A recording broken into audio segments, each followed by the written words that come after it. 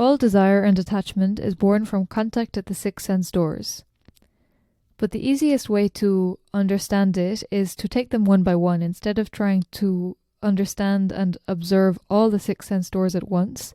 Concentrate just on one. Today we'll just talk about the ear, the sense door of the ear. As a normal human being, from birth until death, we run in pursuit of sounds that are agreeable, and we run away from sounds that are disagreeable. Every sound must be pleasant, must be agreeable to us. As soon as it is disagreeable, we have to get away from it. Sounds can be disagreeable in themselves, such as the sound of nails scraping on a blackboard, or let's say really loud, kind of disturbing noise. This is a disagreeable sound in itself, but most of the time what makes us react the most is not because of the sound in itself, it's because of words that we hear someone saying and what those words mean. So for example, if somebody insults us or speaks to us harshly or critically, it's not because it's the sound of their voice that's disagreeable, it's because the words and what we understand from the words are disagreeable and we want to get away from them. So really, our whole life will be run by this. We are working at a certain job and somebody tells us that we are such a good employee that they don't know what they would do without us. Well, we're very much more likely to stay in that job. On the contrary, if somebody is continually teasing us at our work, speaking words that are disagreeable to us, or if our boss criticizes us, then we're going to run away from that and go look for a different job. All because of sounds that we hear. A sound that we hear can even determine whether somebody lives or dies. If we are alone in the house at night and we hear quiet footsteps coming up the stairs towards our room, and let's say we live in the United States and everybody has a gun, so we happen to have a gun in our room, it happens very often that people kill out of fear without even seeing who the person is that they're pulling the trigger at.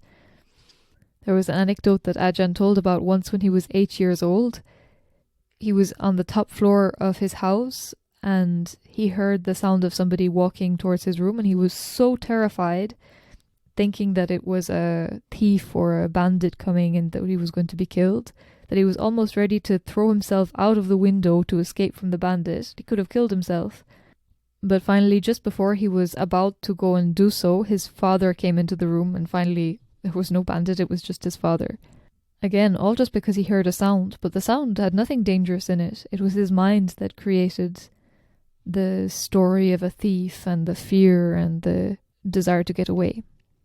So, as one who meditates then, when we are practicing Dhamma, what we have to understand is that no sound is agreeable or disagreeable in itself. There is no agreeable or disagreeable sound.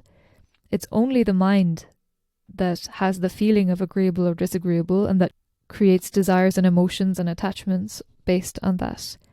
But the sound itself is neither agreeable nor disagreeable, neither good nor bad, neither beautiful nor ugly.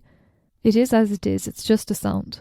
And it's our mind that creates the problem with it, that creates the suffering with it. So the practice of the meditator in regard to sound, how he should observe, how he should guard the sense door of the ear, is to not get involved, not pay attention to the object. Don't pay attention to what you hear. Look who hears. Look how the hearing is formed. How the mind wants to create likes and dislikes based on the data that it receives. But try to just see the data, the sound as the sound. So let's say if we hear a dog barking, you hear the dog barking, so immediately already that means you have memory attached to it. There's a dog barking. But when the sound touches the ear, when there is at that moment of contact, there is not even the memory of dog barking attached to it. It's just pure sound. But it's so unbelievably fast that it all takes place that it's almost impossible to catch it at this point. But the practice is to try to listen in such a way as to get as close as possible to that moment.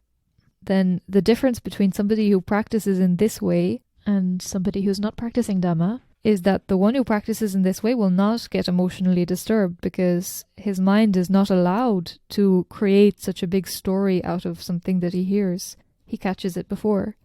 Again, Ajahn told another anecdote about how he and a friend of his were in a park, and both of them at the same moment heard the same sound, which was somebody hitting a tennis ball against a wall. But because of the way that the park was constructed, it echoed in such a way that it sounded very loud.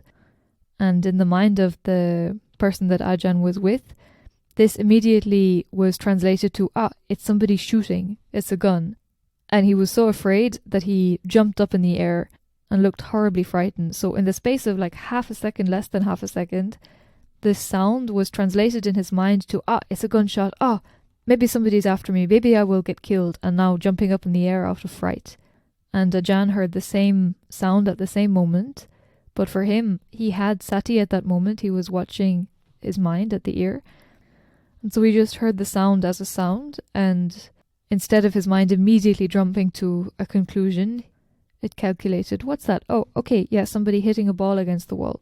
That's it. So the sound is the same, but the reactions of the two different people are totally different. Really, it's not the sound that is the problem. It's not the thing to blame when we suffer because of sounds. It's our own mind. In fact, it's the ignorance in our mind that means we can't understand correctly, we can't see correctly just how it is. To give you another example, this you can see for yourself very easily.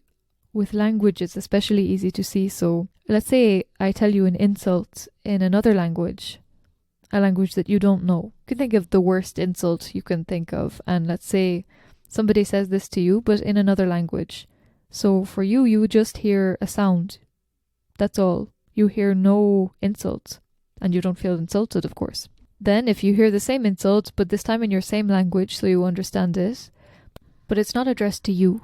It's a film. Let's say somebody is saying this to somebody else in the movie, or I just say it to you like that now, but it's clear that I'm not talking out of hatred or out of wanting to hurt your feelings. Now you hear the words and you understand the meaning, but again, it doesn't create emotional disturbance, or maybe very little, just, I don't like those words, or shouldn't use that language, something like that. But if a friend or somebody at work or somebody you know says it to you, spoken in a tone of hatred, that it is an insult for you, meant to hurt you, now it's the end of the world. Now there will be all kind of reactions, all kind of emotional disturbance. It can go on for weeks even, this one insult, one word that somebody says to you. The exact same words, the same sound.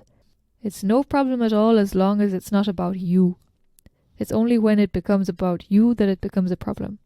So again, to repeat as a meditator, that if we can guard our mind at the ear so as to just hear the sound as the sound, or even just hearing the words as the words, but not letting it grow into a big story, then we're closer to just hearing it as it is, and there's no reason to become emotional about it.